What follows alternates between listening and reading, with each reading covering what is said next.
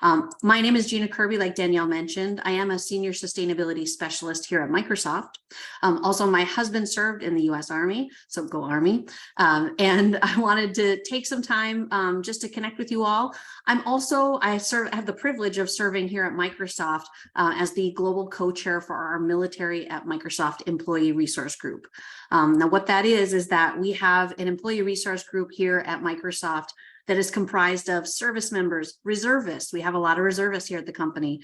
Also spouses, family members, children, parents. And so we have a really extended community, and it is global in nature. We have chapters all over the world. And so our role is to support all of those individuals here at Microsoft and to make sure that they have a place, a space, and are represented across the company. So now I'm excited to introduce the rest of our participants to you. I'm going to hand off to Larry to introduce himself to kick us off. All right, let's get started. Hey, folks, my name is Larry Herb. Most of you may know me as Major Nelson. I've been working on the Xbox team for 20 years. Helped launch Xbox Live, Xbox 360, Connect, pretty much anything and countless games. If you've anywhere on social or looked up anything regarding Xbox, you've probably seen my lovely face. But I'm really excited to talk to you today. I've been on Xbox, like I said, for 20 years, and I've seen a lot of changes, and it's been really exciting. Right now, I work on our communications team, which is a global communications team to help tell the story of Xbox. Many of you know it already, but there's a lot of people that don't. So our job is to reach out to new and existing members and subscribers and gamers and talk to you and get excited about gaming. I have not had the opportunity and the good fortune to serve in the military. I took a little bit of a different route, even though my gamer tag is Major Nelson. But you know, that's something that I'm proud of the work I do with the USO. I've done some USO work in the past. We'll talk about that later on. But what do you say we hand it over to my good friend Jen Panettone? Jen, come on in here. Thank you, Larry. Really hard act to follow, by the way. So Larry is amazing. Hi, everyone. My name is Jen Panettone. I am the head of social impact here at Xbox. And what does social impact mean? Great question. It means something different to everyone. So the social impact team oversees all of the different charitable partnerships that we do. So obviously, this is how we are in contact with the amazing folks at the USO. We have done some great tours throughout the last year with different bases across the world. Shout out to no longer Thule-Pitovic Space Base, Eglin Air Force Base, all the amazing work that we've done over at NASA Oceana as well. So great to see everyone here. And I'm going to pass it over to Asia. Somehow I knew I needed to be prepared for that. So my name is Aida. I'm a senior producer here at Xbox. I am a 4-year airman turned 12-year Marine, and I am loving life post-military, and I can't wait to talk to you all about that. I like to keep mine short and simple, so I'm going to go ahead and turn it over to Chris.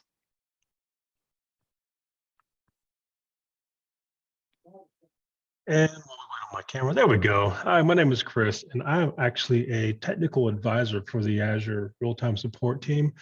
And so I'm the first one on the panel besides Gina that is not related to the Xbox team. However, if you could see right behind me, I have the Xbox fridge. I've got the Xbox inside the living room beckoning to be played right now. I am a 13-year Marine veteran, so simplified to all the Marines out there. And I also am sitting with Gina as the co-chair for the Global Military at Microsoft ERG. And I cannot wait to continue to talk to you all about this whole panel and everything that we have in store. And with that, I think I'm going to hand off to who should go next. There you go. Coming back around. No problem. Thank you, Chris. All right, so let's dive right in. Aisha and Chris, I'm going to start with you two. So you're both Marines. Tell us about what was your MOS when you were serving, and then also what is it like functionally that you do now? So I never want to not give credit to the Air Force because I started there. I was a mortician in the Air Force. I turned Marine. I was a communicator turned career recruiter. And I think the one thing that I can say that I use now that the military has given me is my communication skills. Being a Marine recruiter, I can walk into anybody's house in America and get their son and daughter at the age of 17 to get parental consent to be able to join. So I think that is the one thing that I can stand 10 toes down on, that the military has given me communication skills to make anything I want happen. That's fantastic. And that certainly applies to a variety of roles. Chris, how about you? Yeah, so I can come back and say, Asia, you and I have more than just the Marine Corps in common. I was an 8411 myself. So communicative skills. My base MOS was 0656, was a tactical data network specialist. So I kind of really stepped into the same kind of role that I was doing in the military, but having the communicative skills, being able to talk to people, I think that's the biggest thing that that I benefited from. So, and I'll keep it short and sweet as well.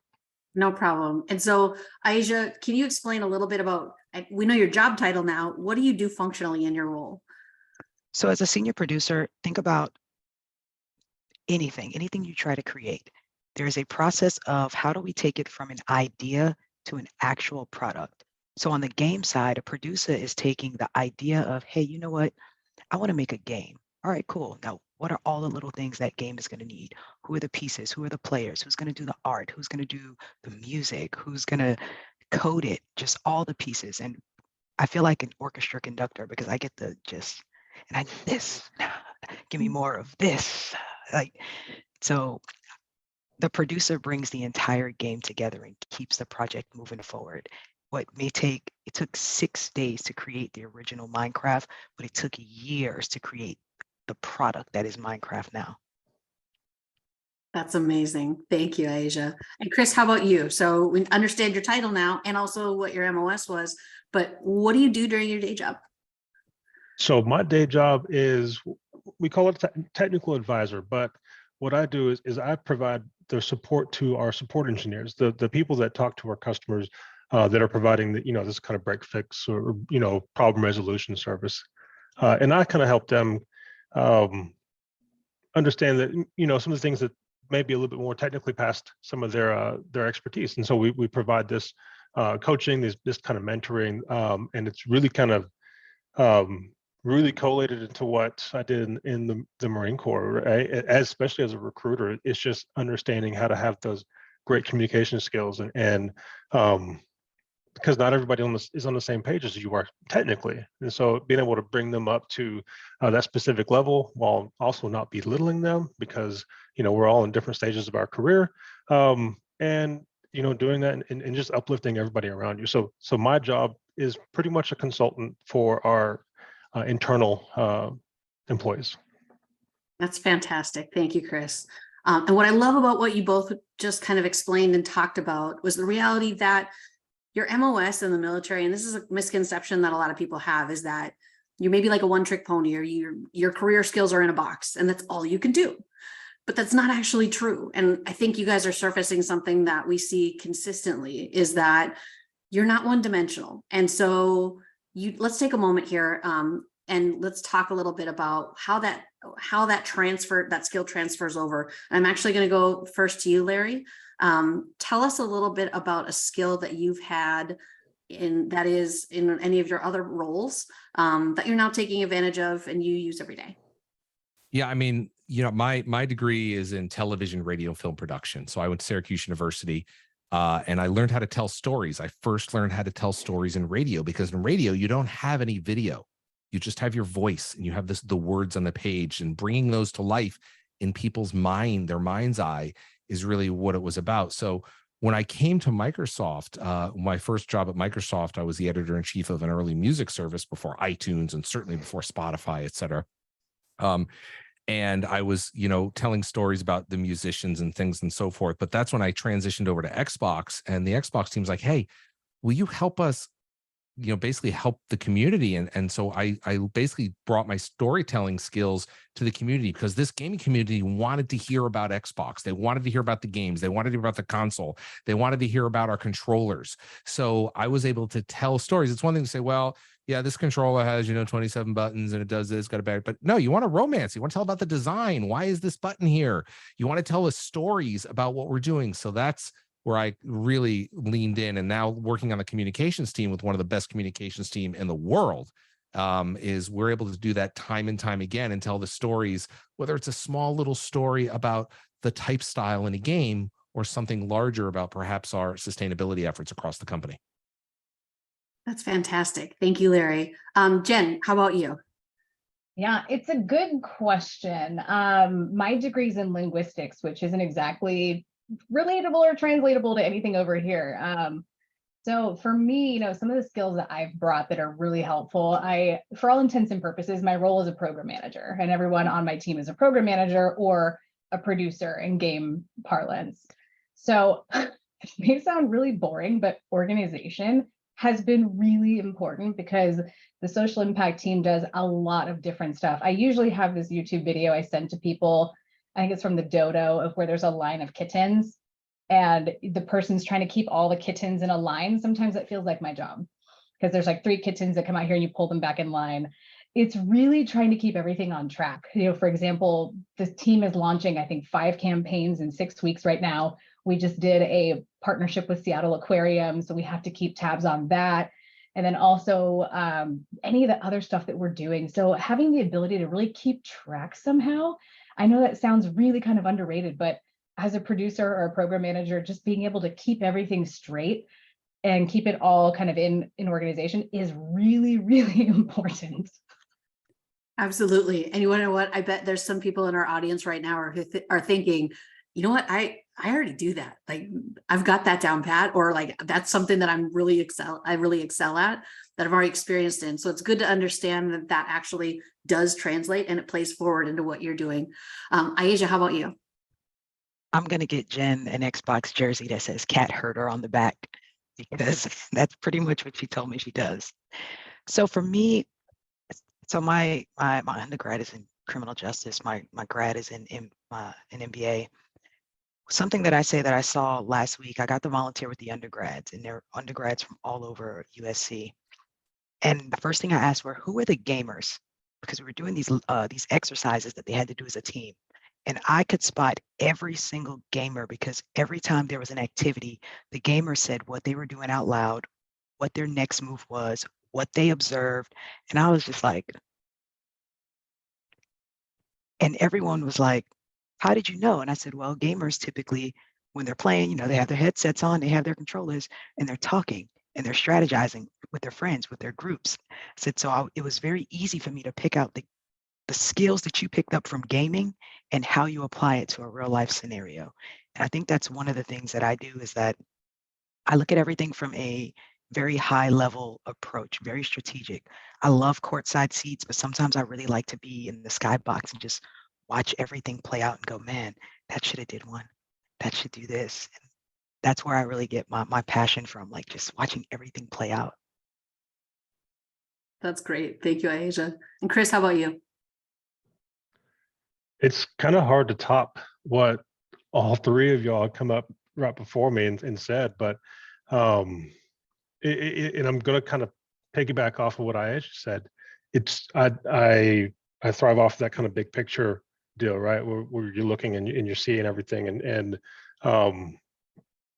especially in real time, but where you're seeing everything and how it plays out.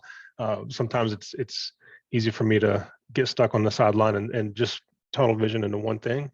But when you pull yourself back, when I pulled myself back and saw everything play out, in the way it's supposed to, I'm thinking the same way. I'm like, oh, that's the way that's supposed to go. Or, if I was there, I'd have done this and that, and almost Monday morning quarterback or armchair quarterback in the thing. But yeah, it's really hard to put it in better words than Major Nelson, Jen, and Aisha. So. Nope, that's okay, not a problem. So Chris, I'm actually going to start with you on this next one. And actually this Luke Strain, I saw your IM in the Q&A window here. So thank you for adding that in. Luke's question is actually the next question that I was going to ask you anyhow.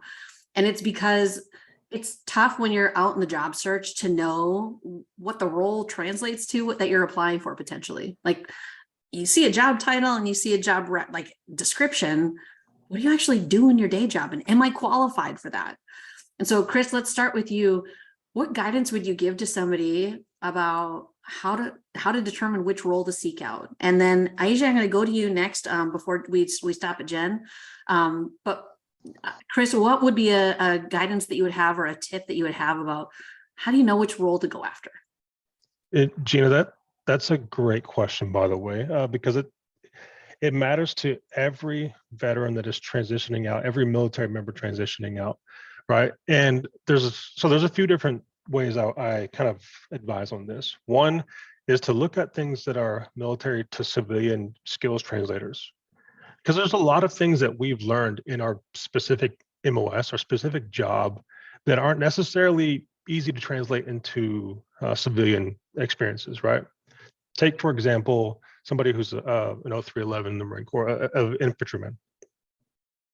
You aren't going to be able to take exactly what infantrymen do and translate that into a civilian job that you can go into tech with. However, when you start looking at skills translations, you start looking at, oh, I was a PM, I was a project manager on something. I had to do people managing. I had to asset control. So you start looking and breaking those things out.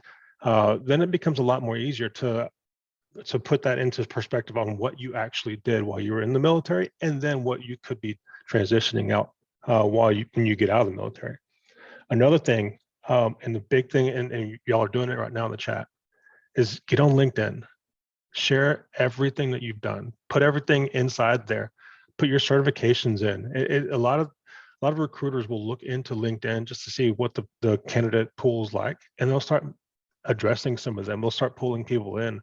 And to me, that's a big thing that when we were transitioning out of the military, weren't really kind of put into on, right?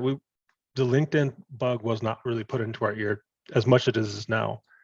But that's the kind of stuff that I really, really give advice into. Look into Skills Translator, look into LinkedIn, look into those social media like areas that where you can kind of talk to people and reach out to those specific networks that people have been successful with, finding different jobs or finding different careers. So that's a big thing for me. And so I can continue going on and on and on about this, but it's what we do inside our ERG as well, is we try to uplift our veterans and military members and give them these kind of tools. So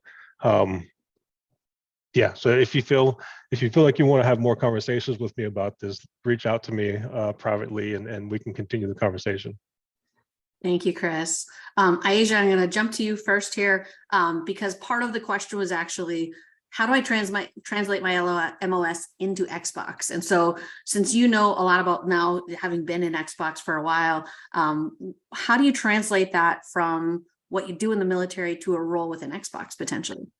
Got it. So I have about 5 different questions sent to me about that. And so one, know who you are and know your strengths. Be able to articulate your strengths. If you're a creative thinker, say that. If you're a really good collaborator, say that. If you play games, say that and be able to speak to your games. So there are some people who are big strategy games. Okay, tell me about strategy. Tell me about mechanics. Tell me about the gameplay. Some people want to be game testers. Being a game tester is more than just playing the game. Yes, we play the game. We complain about the game, but tell me why. What's not working? What do you see? What do you notice? Find people who are in those roles and reach out to them. I'm super approachable on LinkedIn. I am very, very, very intentional about helping veterans on LinkedIn. But I will tell you that I will only help you as much as you help yourself, because I am not the plug. I'm the power strip. I'm gonna connect you where you need to go, but you're gonna have to get yourself there. Make sure you maintain good communications with people. The same people you see on the way up, you're going to see on the way down. So do not treat LinkedIn like Facebook. Don't treat LinkedIn like Facebook.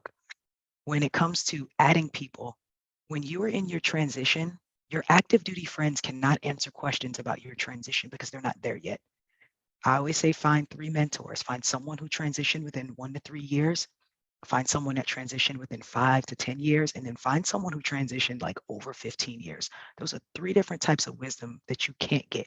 You're going to have someone very, very close to the situation you're trying to go to, someone that can tell you all the mistakes they made and what they would do differently, and then someone that's like, hey, let me give you some wisdom right now. Like, before you get ahead of yourself, let me set you up for success. And possibly become a sponsor and put you in places where you don't have access to. They'll speak your name in rooms you don't have access to. When it comes to gaming, period, you don't build a game by yourself. No one's building a game by themselves. Show me you're a team player. Show me you're a team player. Articulate how you work in teams. Articulate how you get your team from point A to point B. All it is a project. Everything when it comes to games is a project. So how do you handle your projects? How do you overcome obstacles? How do you search out and seek out resources? What are those things? When you get frustrated, what's the first thing you do? If you're the gamer that chucks the controller across the room, you can't sit in my room because I'm gonna get tired of replacing controllers. But if you get frustrated and you seek out answers and you keep trying and trying and trying, and which is called iteration, if you keep iterating until we get to a solution, that's why I want in the room. So just make sure you set your intentions and find people to talk to. If you're transitioning, come to conventions, show up at conferences. Why not? I used to go to, I was recruiting in downtown LA. I went to E3 all the time because it was right across the street in the crypto center. So I just walk across, put my blues on, walk across the street, and just walk around and talk to people and ask questions. But make sure you're talking to people, because a closed mouth does not get fed, and we cannot help you if we don't know you need help. Very good point. Thank you so much, Aisha. All right, Jen, I'm really excited to hear your answer for this one, because I also know a lot of the people on the line today, we're thinking about this from some of the lens of I come from a non-traditional background, or I come from a position where it's I don't quite know how to define what it is that I want to, that fits into somebody else's role. How did you define what you're doing right now? It's a good question, and it's a fun question. For me and the social impact team, this team didn't exist. I was actually, when I started my journey at Xbox, I was on the Xbox Live Policy and Enforcement team, now known as the Xbox Safety team. So very different remit. We built features to keep people safe on the platform and on the console. And I loved it. I still do love it. It's some of the best time I ever had. It was a technical program manager role. And then as I was over there, I love everything about what that team does, but I started to see that the gaming community was where they want to be stewards of their own community, and that there were opportunities to really kind of wrangle this want of the community and turn it into something positive, and turn it into something like a force for good. And so I haven't applied for a job since 2015. I'm very thankful that the business continues to empower the social impact team to do the work that we do. We've now grown to 3 different people. And actually, something Aisha said, it's all about teamwork. Social impact and working in gaming is a team sport. While the social impact team may be 3 people, we're very lean and kind. There's a V team, or a team of people from across the business, of about 150 people, consisting of 61 different business groups right now. And everyone comes together to make all these campaigns come to life where it makes sense for them. And so the way you do that, know your purpose, know what makes you happy, know what gets you excited, gets you up in the morning, and just something that brings you joy. And then from there, is there a business case? Is there something that you can go do? For me, all my animals you cannot see because of this background. We've got 2 dogs and a cat. There's another cat somewhere. All of them are rescues. And my family have benefited from charitable donations numerous times, largely medical research. But all these things are important to me in my life. And it's not just me, though. There's a lot of people who've benefited from services like this. And so going to leadership and saying, listen, there's a passion from the community that wants to go do this type of stuff. I think it was really poignant when there were a bunch of fires in Australia, and there was, browsing Reddit, and there were people saying, listen, put this character this certain way, charge us money, donate it to a nonprofit to plant native species in Australia of plants and trees. We will buy it. And so we've seen this come to life in numerous different ways. I think one of my favorite examples is actually State of Decay 2, which is a zombie game. At the beginning of the pandemic, blood stores were critical and on the verge of implosion, and people couldn't go anywhere. And so we went and donated blood first to make sure it was safe and that everything was all good, and it was.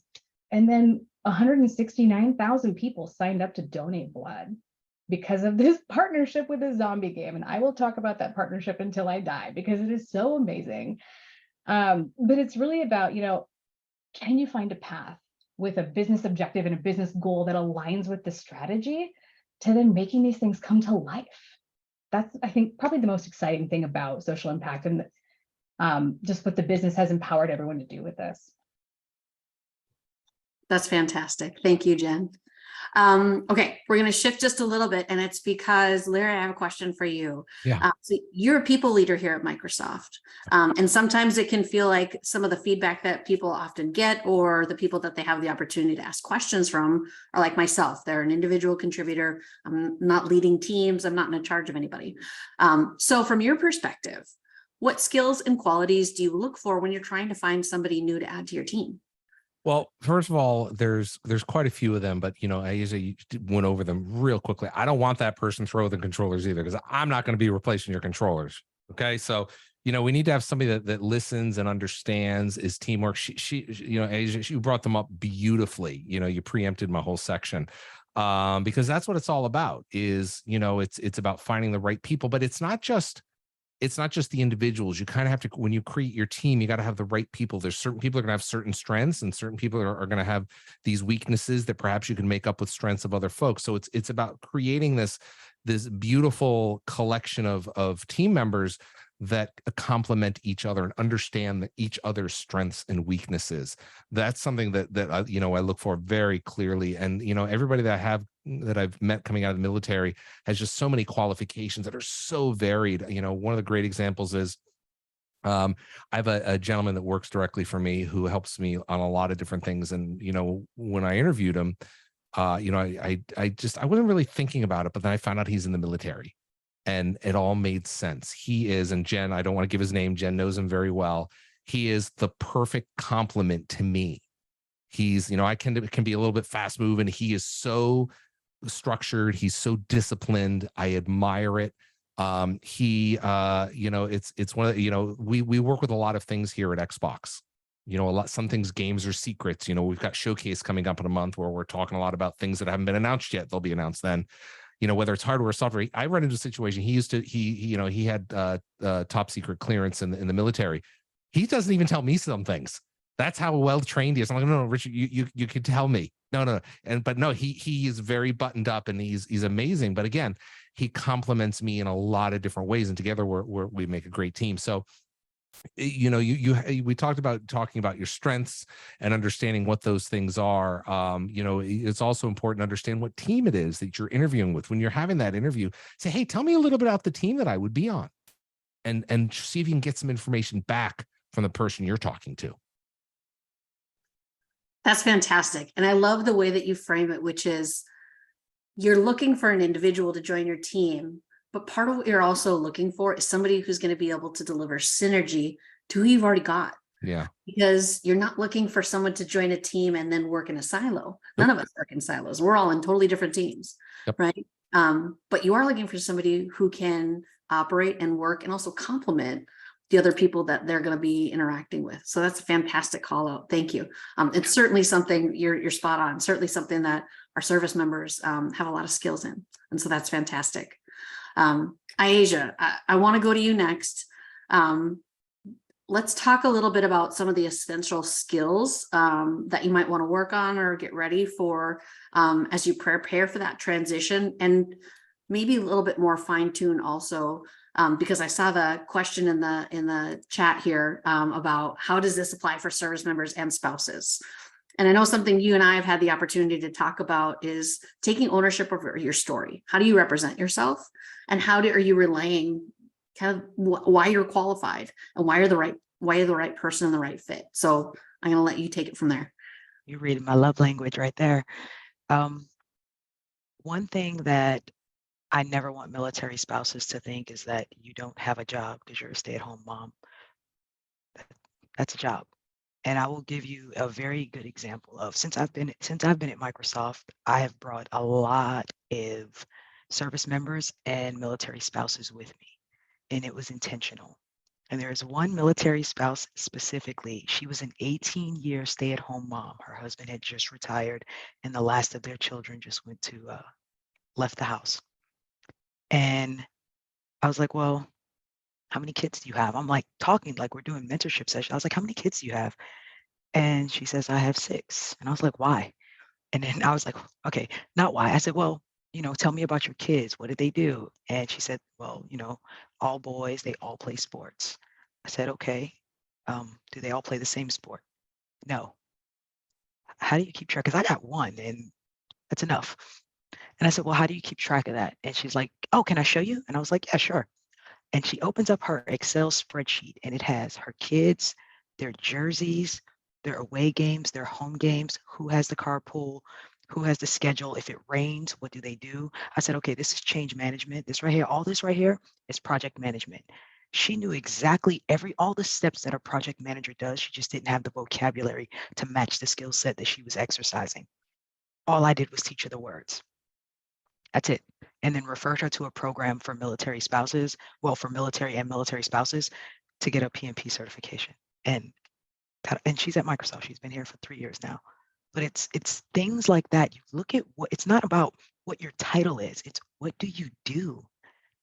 A lot of us have jobs where we have a title, but what we actually do, the skills that we're actually exercising, how we bring things together, how we move things forward, how we research. You know, everyone goes, I have a degree in criminal justice. And it's like, well, what did they teach you? It taught me how to research. I can go to the end of Beyonce's internet and find information to put into my game to make my game better. That's how I feel about that. Did I answer the question? Yes, absolutely. Okay. And I think part of what you're also explaining is that if you lack the language, you can have conversations with other people who don't have any idea what it is that you're doing, who don't understand either your job or the roles, multiple sometimes, that you're already fulfilling. But to help you find that language and find those words to explain why what you're already doing, whether you're a spouse or a service member, is already of value and it's transferable too. That's fantastic. Thank you so much. All right. So we're going to mix it up a little bit. There has, for a long time, long-standing relationship, which I love, that has existed between the game industry and service members. And it's not just studios producing titles that might have an affinity to the military service community. And so I would love to hear from all of you. What is the role that gaming has played in your life? And so, Larry, how about we start with you? Well, I mean, gaming has always been a side hustle in my life until it became my career. You know, when I grew up gaming, and I'm older than, I think, one of the older folks here, is, you know, it was really just text information on the screen. We talked earlier about how storytelling is the theater of the mind with radio. I grew up with text-based games, Zork, and things like that, where I'm reading text on a DOS screen and I have to think, oh, what does it look like? Where's the mailbox? Where's the house? Where's the cave? And try to place everything in my 3D mind. So gaming has always been critical for me in that sense, in terms of creative and learning stories, nonlinear storytelling. But also it's been a glue for me. You know, I was that nerd who was doing LAN parties back in the 90s when we had to lug our 200-pound, you know, monitors and computers places to a friend's house and start connecting them all together. So that's that social part. And really that's what helped us and helped me bring a lot of my expertise to Xbox Live for what it is today. Xbox Live is really just a virtual couch. We're all sitting together, we're playing together. And that's really what it is. And that's what we're trying to recreate. So gaming in so many ways prepared me, not just the things I was doing and how to bring it into a product like Xbox Live or achievements or things like that I worked on, but more importantly, it's the problem solving. As Isa, you were talking about earlier when you were down at, I think you said USC, where you could tell the gamers are amazing because they are so inquisitive. They're curious. They take that controller, they go into a room in a game and they're like, okay, first thing you always check, does the toilet flush and does the water turn on? Come on, we all do that, right? In a game. So you're doing that, you know, but they're trying to puzzle. What am I doing in this game? Oh, the objective is to get to the next room or what have you. You're going to look around and figure out how can I get out of here? What am I trying to do? What is, you know, I'm going to try to also break the game. And sometimes you need to do that in life, in your career. You need to break your career to put it back together again, to move forward. So gamers have such an analytical mind. They're able to think quickly and logically and start piecing things together to create the story of how to solve the puzzle or how to solve a problem. And that's all we're doing is we're playing video games. We're solving problems. And that problem could be, how do I get to the next level? How do I defeat a boss? Or, you know, how do I get around this traffic jam to get to the grocery store? A real life problem, right? So it's just really advanced entertaining problem solving. It's a game. It's a puzzle. That's all it is. That's awesome. Thank you, Larry. Yeah. All right, Jen, how about you? I just want to comment that I love the fact that everyone that works at Xbox, I'm pretty sure we all have a desk controller. You can't see mine. There it is. I'm pretty sure we all have one. I at least have several of these at my desk. My console is also right there. So yeah, I mean, it's just amazing. For me, I mean, obviously gaming has changed my life. When I was little, I have an older brother. People, you know, like they'd buy me Barbies, they'd buy me dolls, and then they would end up on the roof of our house because my brother needed a player 2 for Turtles in Time. So I was kind of forced into video gaming. I think one of my earliest photos I ever have of myself is like me as a baby with that duck hunt gun. And it's amazing. I love that photo. But you know how gaming has played a role in my life. It's really about connections, and it's about, I mean, obviously later in life with the head of with social impact, it's about making change and making real world positive change. But for me, you know, I love video games so much. It's a way to kind of imagine and get out of your own head and get out of where you're at right now. Like where I'm at, I see trees, I see all that stuff. But when I go on the console, I can be in space. I can be in a fantasy world. I can be in a vault. I can be so many different places exploring so many things. And to Larry's point, he's talked about it so well. Video games are hard.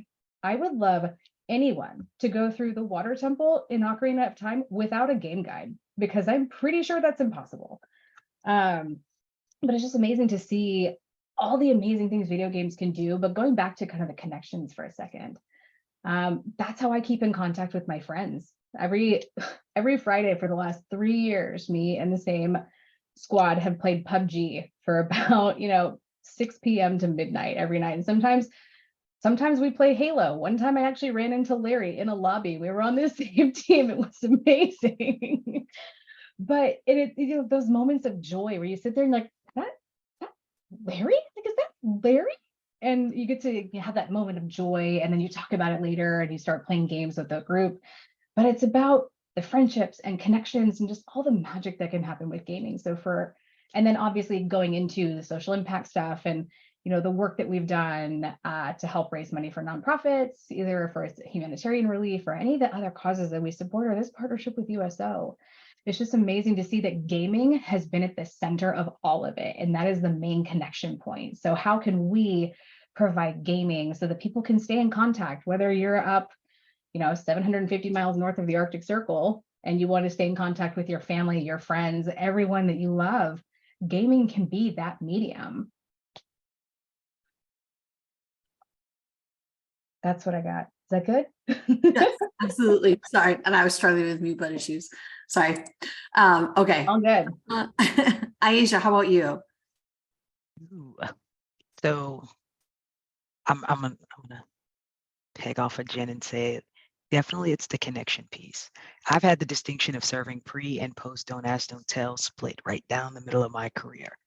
And as a gay service member with 7 deployments, on those deployments, I couldn't be on Skype or on FaceTime having conversations face to face with whoever I wanted to talk to. So it was through the game, talking to an avatar and just rocking and rolling as usual. So that way, I didn't have to answer any question. You don't ask me nothing, I won't tell you anything. How about that? And we just kept going. And then of course, on every deployment, Halo was the after actions report. It's after the day was done. Get my controller. And you pass the time, you refocus, you revitalize. It kept a lot of people sane. It kept a lot of fights from happening. May have started some fights too, but it was the way that we all connected in a place where we couldn't connect.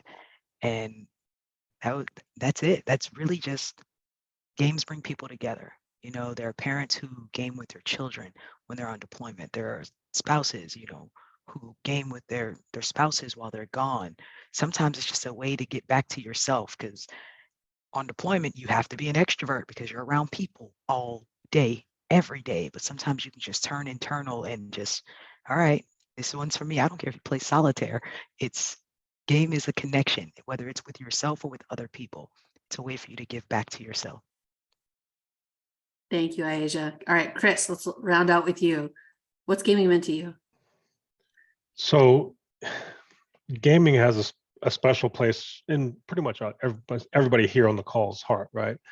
It was a way for me to pull away from what we were doing when I was in Iraq, right? I was in Iraq in 05, 06, and it was a really bad time to be there. Like there was a good time, but you know, we were in conflicts on a daily basis. We were always taking cover from, you know, from rocket fire, whatever. But when we pulled out all of that, we had an opportunity to kind of decompress, and gaming let us do that, right? It brought down almost all walls immediately, and it really played a huge role in how we were just able to maintain our human, you know, our human part, right? It's kind of tough to explain it, but it was just, you know, I could game with somebody across the base. I could, unfortunately, we weren't able to game across the world, but it was just a really, really easy way to just relax, to unplug, and to unwind, and just have fun. And like I just said, there may have been some fights started because of it, because you know we're very passionate people in the military, but it was they were in most of them were in good heart, right? We had a good time, you know, we're kind of razzing each other, and you know, gaming just, I don't know, it was just it was fun, and it was fun more in a sense that than I can get right now. You know, when I turn on my Xbox now, I can play games with my friends, but when I was overseas, it was just different, right? And so to me, it has had that place and still continues to have that place in my heart, because it just made me feel like a human instead of this you know, ground pounder that we were overseas. So that's what it's meant to me, and it still holds a really good, you know, hold in my heart, and I'm still able to connect with the people that I serve with. You know, I'm looking at the date right now, 20 years ago. Wow. So yeah, but yeah, it's so cool, and it's really awesome to share the stage with Jen and Asia and Major Nelson. I mean, um, some heavy hitters in the room, and just know that, look, we all had the same kind of connection at one point, and it could have been the same time I may have played with Major Nelson at one point, or Jen or Asia or anybody else here, and it's just, I don't know, it's great. It was an opportunity to have a good time without having to worry about what was going to happen next. Absolutely. I think the sentiment that you're expressing, Chris, is what I'm seeing in the chat window as well, but also it's what my husband would tell me about, which was the words like sense of normalcy, right? Connection, absolutely, escape. And it can serve as all of those things, right? And that's, I think, something that's really beautiful and unique about gaming, which is really fantastic. And so we're really fortunate that we sit at kind of that intersection with Xbox between gaming and service.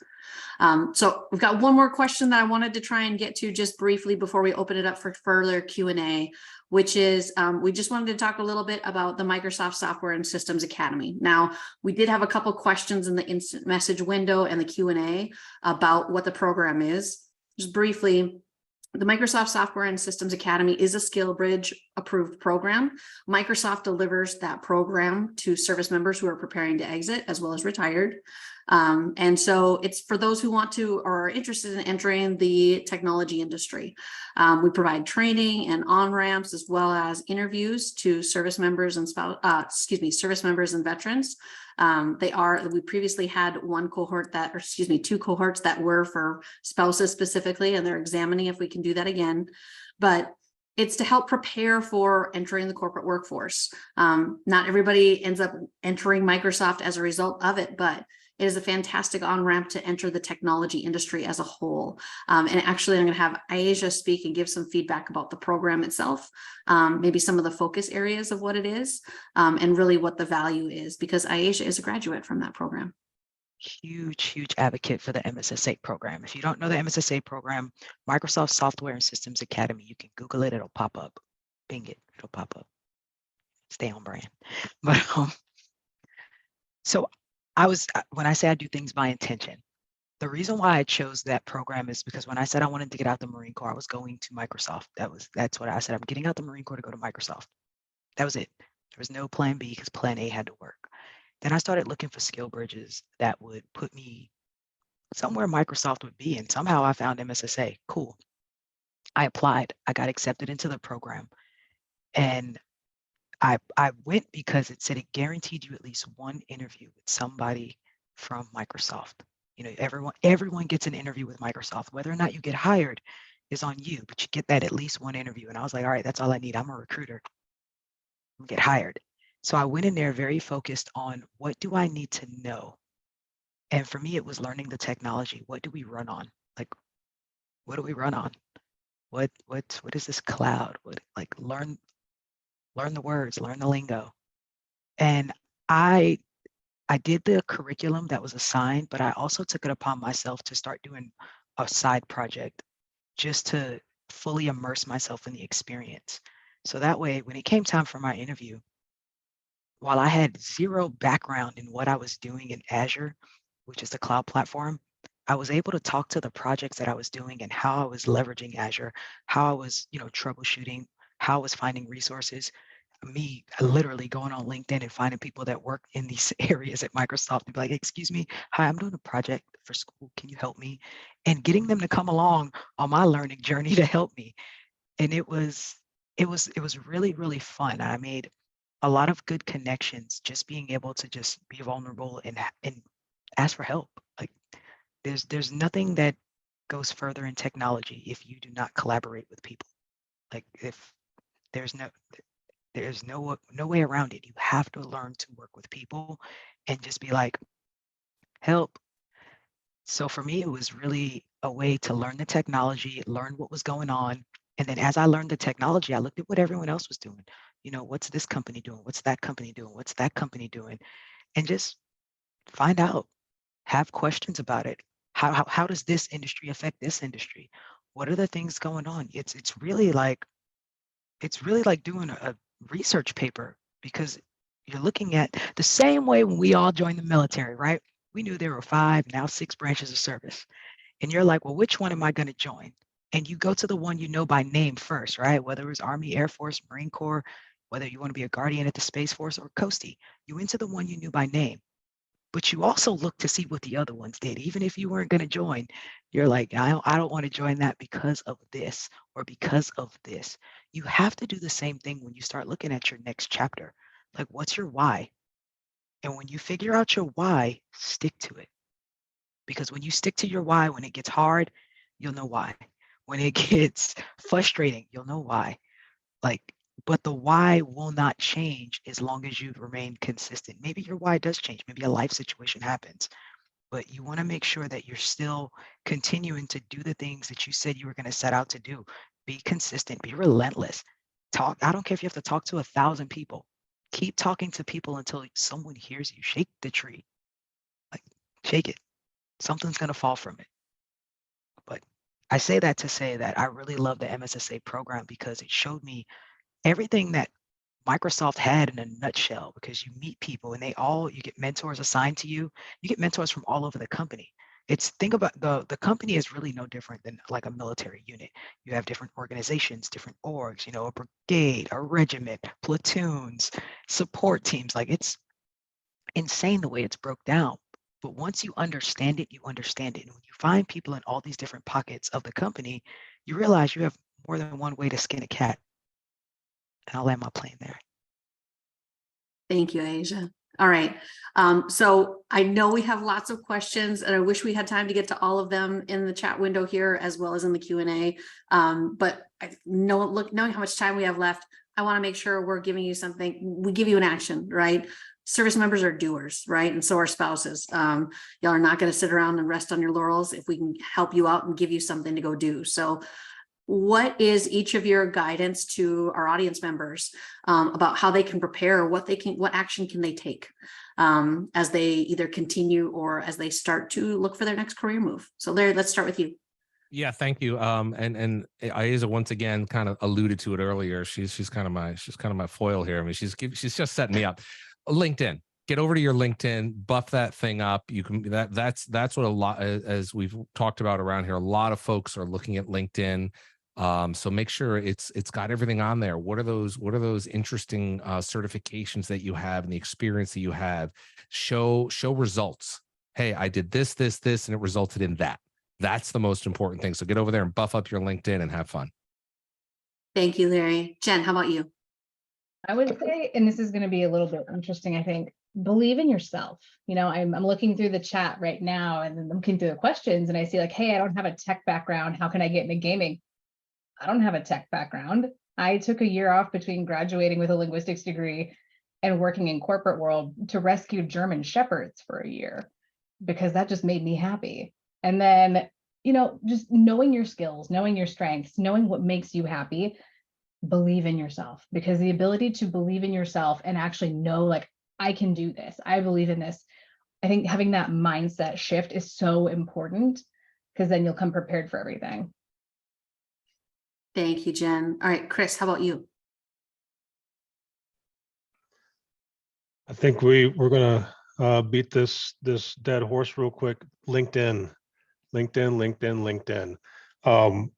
My role coming out of the Marine Corps, I went to a small business and then came into Microsoft. I was recruited through LinkedIn. A direct message to me from a recruiter saying, "Hey, you look like a good fit for Microsoft. What do you want to do?" And I was like, "Hey, put me in, coach." So LinkedIn, it's really important. Okay, it is a living, breathing resume, and it's something that you can continue to adapt on a daily basis. Let's say you earn a new skill, you earn a new certification, or you don't want to advertise a specific skill or certification anymore because you want to pivot into a different role. You can make those changes, right? And it's really, really nice to see those changes being made because it shows that you're active on the platform. And then on top of that, the recruiters, the talent sources, they love it. They live in this thing, they breathe in this thing. I promise you. Please buff it out, like Larry said.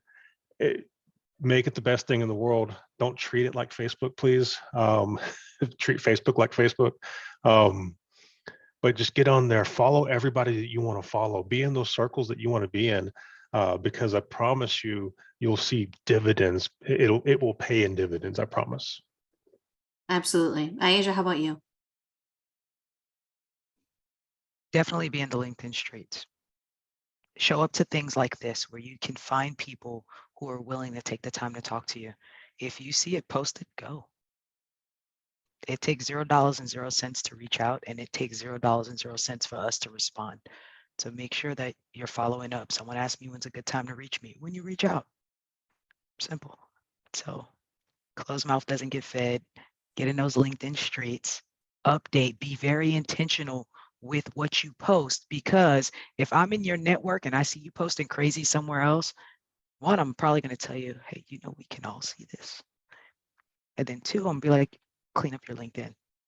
Like, maintain that professional image, especially when you're transitioning and you're looking for a role. Absolutely. And from myself personally, I think, yes, I'm on the LinkedIn train, but there's a couple other things that I would simply note on there. Follow the companies that you want to work for. And the reason being is because you will learn about their culture, about their people, and about their language when you do that. The second thing would be, don't sleep on LinkedIn Learning, right? Absolutely. There are certifications that you might require. There might be additional school that you have to go to take. But LinkedIn Learning actually has a ton of resources, and they're free, and they will help you prepare for whatever you might be looking at next. And all of those things you can also add to your profile. I think the third thing that I would note is that while yes, LinkedIn can serve as a living resume, 100%. It's also, when you think about the reality that you're not a one-trick pony, don't be afraid to also add in context that relates to your experience and your qualities when you think about what you're going to post. Be intentional with that. And so if you see an article that you want to make a comment on, tie it back to why you're a valuable candidate, right? If you see a thought leader posting about something, make a comment and tag somebody that you worked with that actually can speak to those experiences. you can gain a lot and eke a lot of value out of something like LinkedIn, and it is a free resource. And so absolutely take advantage of it.